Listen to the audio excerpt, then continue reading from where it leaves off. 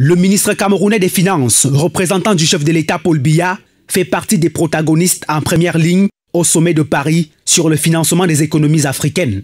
Si Louis Paul Motazeu a été choisi par le président de la République pour le représenter à cette rencontre hautement stratégique, c'est parce qu'il est l'homme qui maîtrise les grands dossiers entre les bailleurs de fonds, les partenaires au développement et l'État du Cameroun. C'est lui, par exemple, qui a mené valablement les négociations qui ont permis au Fonds monétaire international d'octroyer au Cameroun la somme de 180 milliards de francs CFA sous forme de prêts concessionnels et de financement d'urgence dans la lutte contre la Covid-19. Le dossier qui a obtenu le très haut accord du chef de l'État, ficelé par le gouvernement camerounais à travers le MINFI, anticipait déjà sur les mesures de grande envergure pour le Cameroun à renforcer son action contre la pandémie du Covid-19. L'objectif étant d'appuyer efficacement les interventions de santé publique et garantir la circulation de fournitures médicales de première nécessité.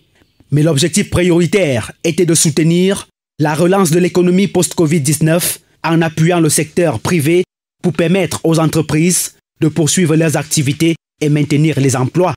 Un plan qui visiblement va séduire la Banque mondiale. Au-delà de cette initiative, Louis Paul Motazeu est conscient des conséquences désastreuses de la pandémie sur l'économie camerounaise, va avec l'accord du président Paul Biya amener le gouvernement camerounais à adopter 9 mesures fiscales en faveur des entreprises, des acteurs économiques et des ménages dans le but de réduire l'impact du Covid-19 sur leurs activités.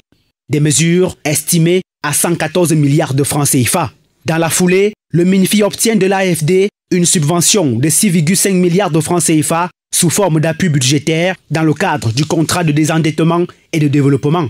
L'appui technique du ministère des Finances a également permis à la filiale camerounaise du groupe bancaire gabonais BGFI à signer un accord avec le Cameroun à mettre à la disposition des PME une somme de 10 milliards de francs CFA avec des conditions d'obtention de crédits souples.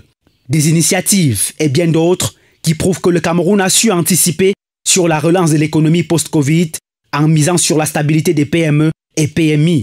Des actions qui assurent la volonté et la crédibilité du Cameroun auprès des partenaires au développement et bailleurs de fonds.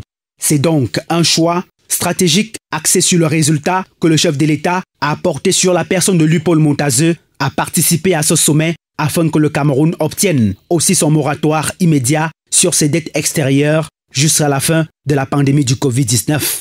Avant de prendre part à cette rencontre, Louis Paul Motazeu participait déjà en mars 2020 au sommet de Brazzaville sur l'impact du coronavirus sur l'économie des pays de la sous-région Afrique centrale.